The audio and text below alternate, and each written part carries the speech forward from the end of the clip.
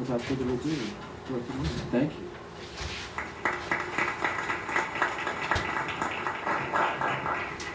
Well, I wanted to suggest to my husband and co-author that he didn't get a chance to hear Jeff's presentation, so he doesn't know this, but I have the title for our next book. And it's going to be Deeply Smart Dogs and Their Owners.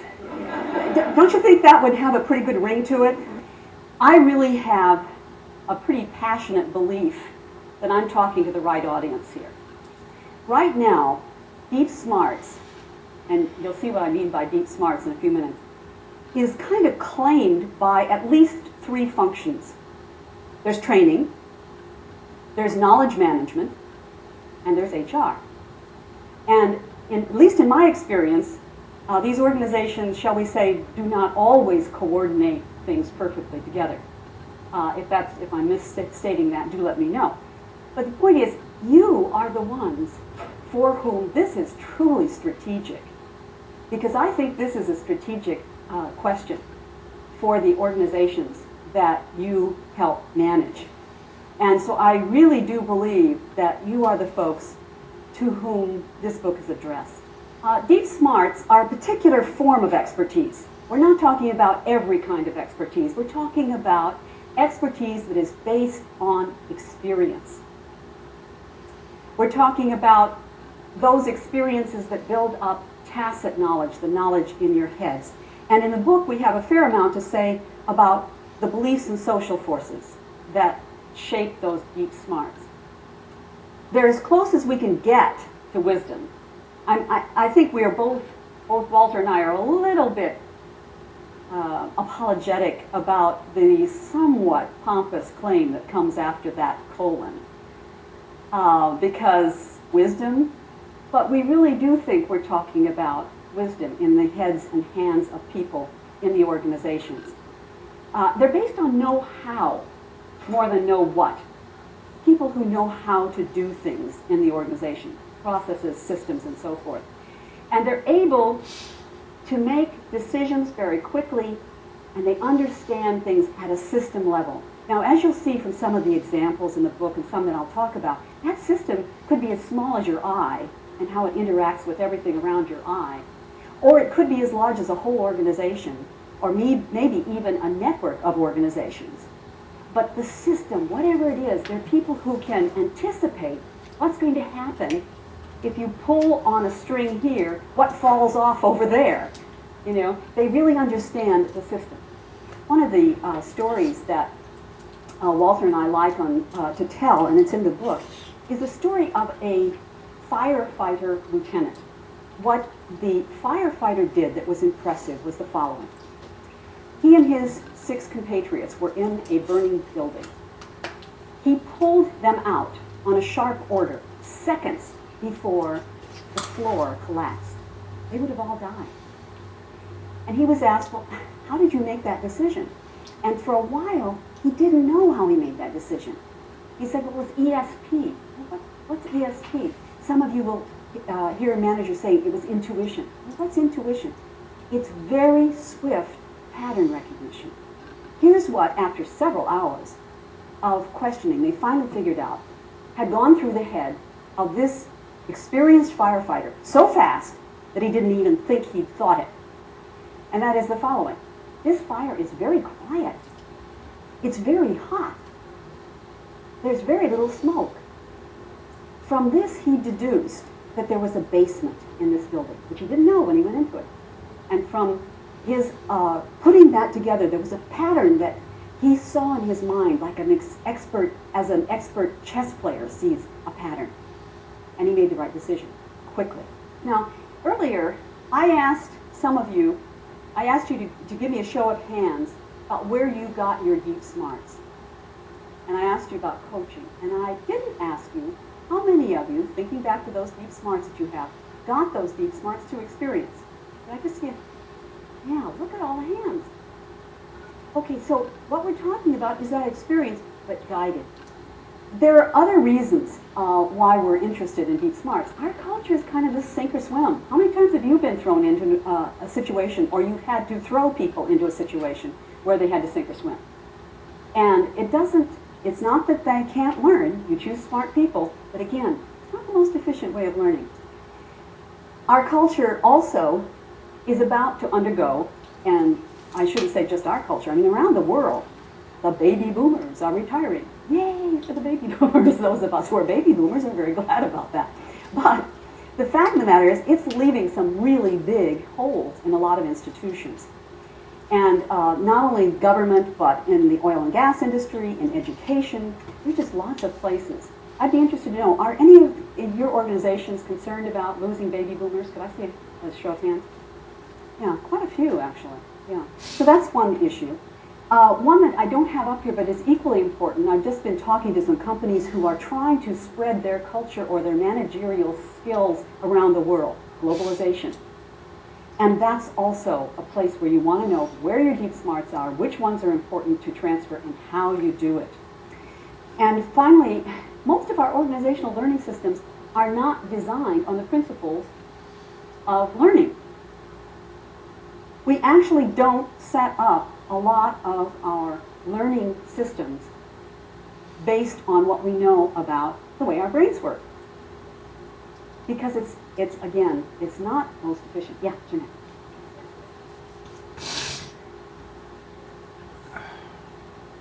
No. I would say the other way around. I would say that people with deep smarts are important enough to the organization, or when they're important enough to the organization. Those are the people we want to focus on.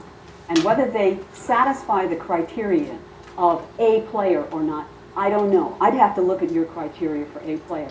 But I think at least a lot of them probably are A players because they have enough knowledge that they're valuable to the organization.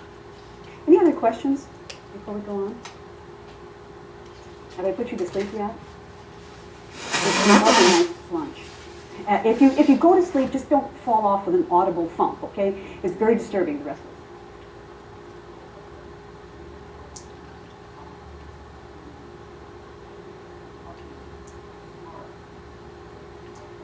That aren't matters. Boy, that's a really important topic, Stephen. We could talk about it a long time. Did you hear the question? What about people who basically, if I can put words in your mouth, see if I'm correct, Steve, have inappropriate or outdated smarts?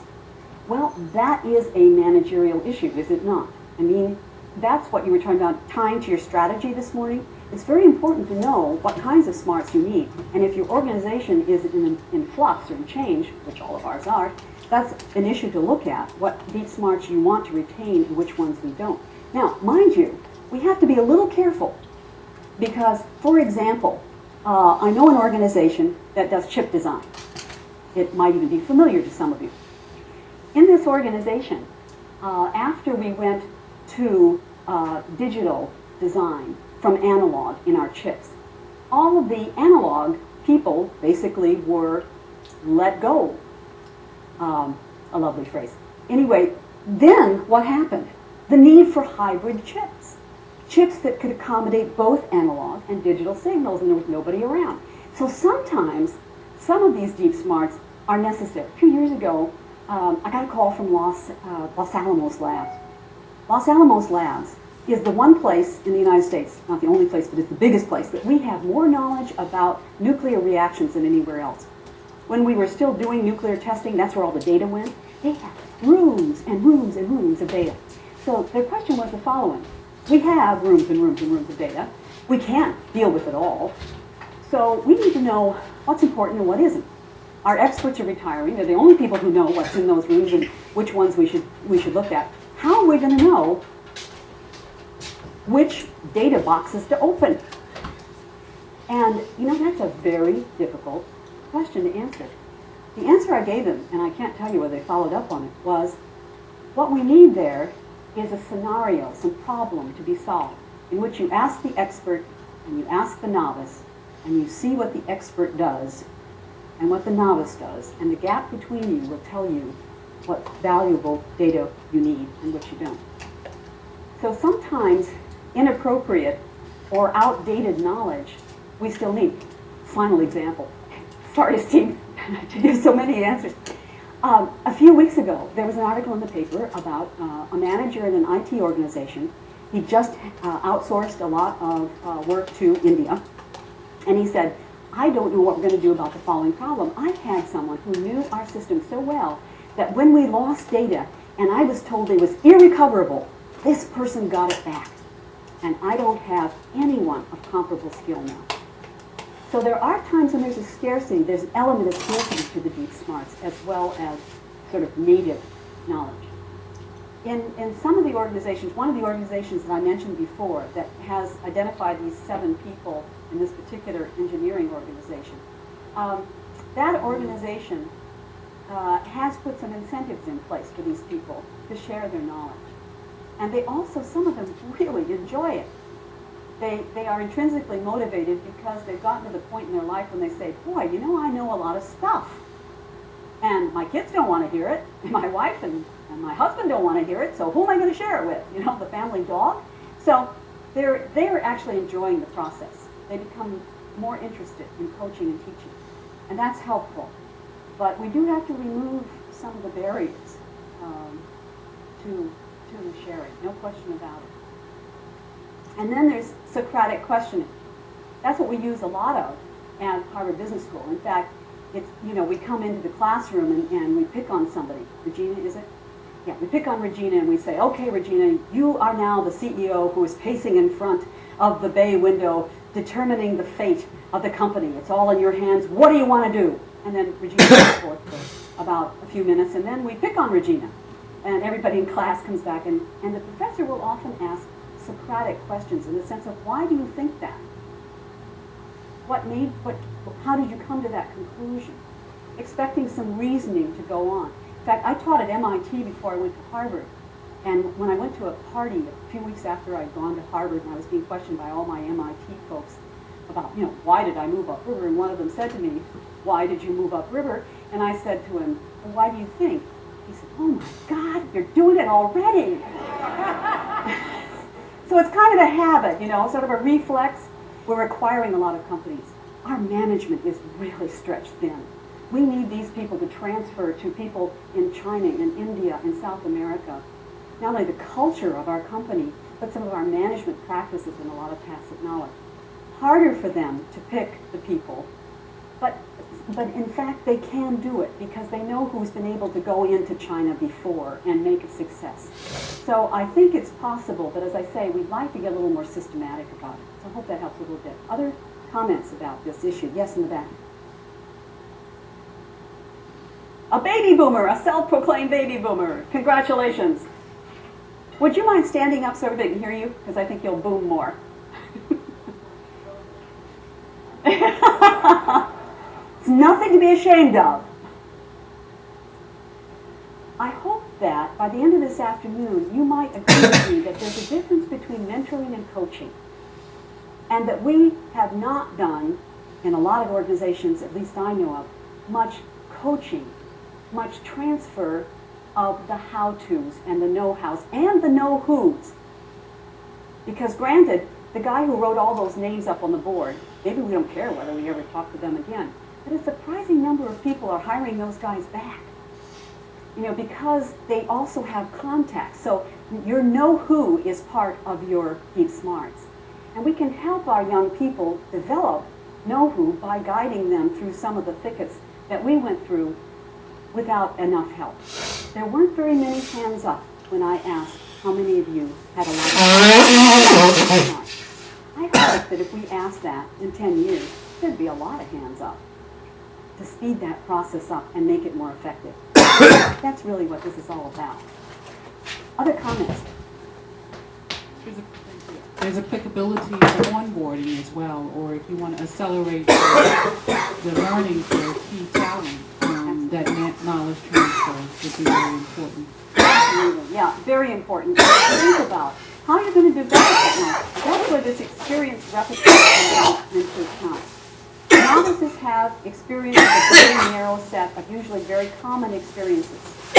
Experts have had a wide distribution of experiences. So when you go to a surgeon, for example, the last thing you want to hear that surgeon say just as you go in here is, whoa, never saw one of these before. Yeah? You'd like to know that that surgeon has a lot of experience.